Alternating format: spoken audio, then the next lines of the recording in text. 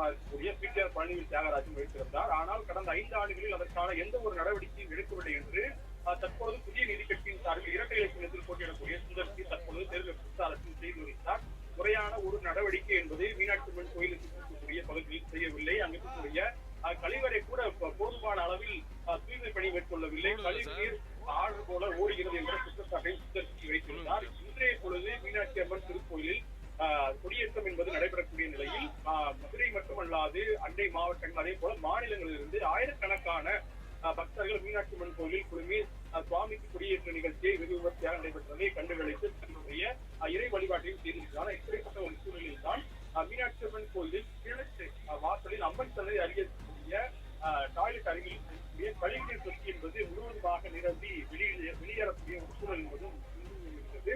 அந்த காட்சியில் தான் நேரடியாக பார்த்திருக்கிறோம். எனவே அந்த பகுதியில் இருக்கக்கூடிய கழிவறை அடிக்கடி அந்த கழிவுநீர் தொட்டி நிரம்பி முழுவதுமாக வெளியேறி அந்த கிழக்கு பகுதி முழுவதும் செல்வதால் அதனை இடித்தே கோயிலுக்குள் செல்ல வேண்டிய ஒரு மோசமான நிலை என்பது இருப்பதாக அங்கு இருக்கக்கூடிய பக்தர்கள் குற்றச்சாட்டாக வைக்கிறார்கள். இன்றைய பொழுதும் அந்த கழிவுநீர் தொட்டி முழுவதுமாக நிரம்பி மனித கழிவுகள் உள்ளிட்ட கழிவுகள் கலந்தபடியாக வெளியேறி என்பது நிகழ்ந்திருக்கிறது. அந்த காட்சியில் தான் நாம் பார்த்து வருகிறோம்.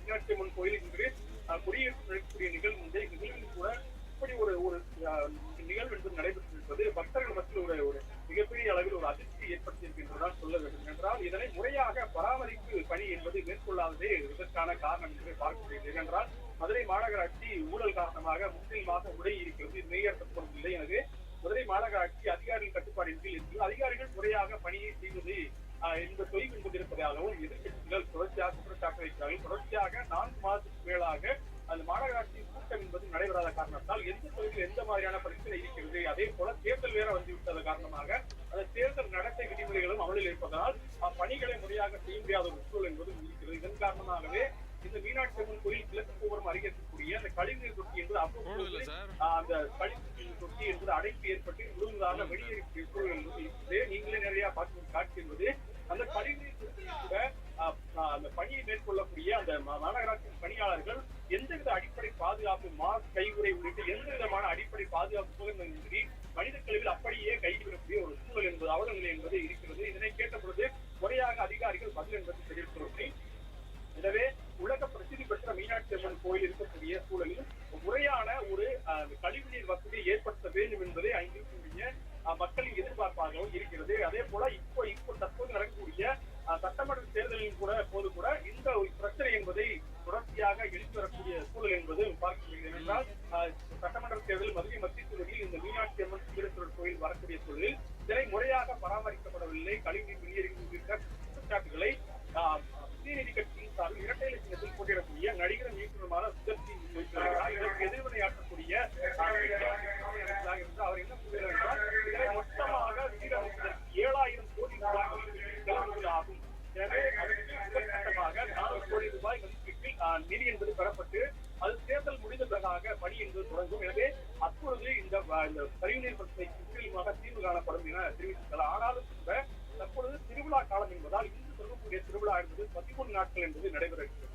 எனவே திருவிழா காலங்களிலாவது முறையாக அந்த பகுதிகளில் மாநகராட்சி பணியாளர்களை நியமித்து அந்த கழிவுநீர் வெளியேறுவதற்கான நடவடிக்கைகளை எடுக்க வேண்டும் என்பது எழுதியிருக்கிறது. மதுரை மீனாட்சி அம்மன் கோயில் திருவிழா என்பது தற்போது நடைபெற தொடங்கியிருக்கிறது. 4 மாத வீதிகளிலும் சுவாமி வரக்கூடிய நிலையில் அந்தந்த வீதிகளில் இருக்கக்கூடிய கழிவுநீர் தொட்டிகளை முறையாக பராமரித்து கழிவுநீர் செல்வதற்கான ஏற்பாடை செய்ய வேண்டும் என்பதை அனைவரின் கோரிக்கையாகவும் பக்தர்களின் கோரிக்கையாகவும் இருந்திருக்கிறது.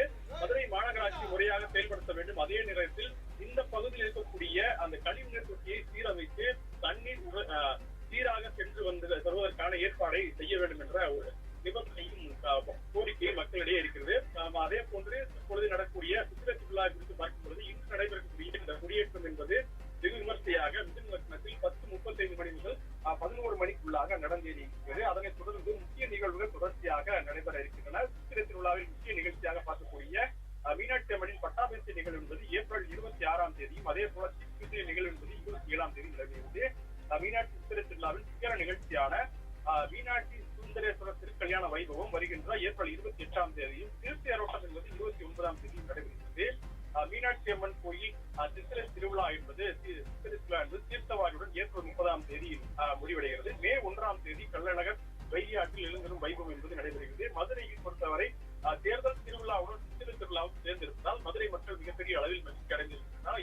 இருந்தாலும் கூட இந்த கழிவுநீர் பிரச்சனையை மீனாட்சி அம்மன் கோயிலை சுற்றி, அதே போல மீனாட்சி அம்மன் சித்திரை வீதிகள், அதாவது மாசி வீதிகள் வலம் வரக்கூடிய பகுதியில் இருக்கக்கூடிய கழிவுநீர் பிரச்சனைகளை தீர்த்து மக்கள் அதே போல பக்தர்களும் முறையாக சுவாமி தரிசனம் செய்வதற்கான ஏற்பாட்டை செய்வதற்கு மாநகராட்சி வழிவகை செய்ய வேண்டும் என்ற ஒரு எதிர்பார்ப்பும் மதுரை மக்களிடையே நிலவி வருகிறது. அதற்கான ஏற்பாடுகளை செய்வார்கள் என்று ஒரு நம்பிக்கை மக்கள் நம்பிக்கையுடன் பார்க்கிறார்கள். அதனை எந்த அளவுக்கு செய்கிறது என்பதை பார்க்க வேண்டி இருக்கிறது.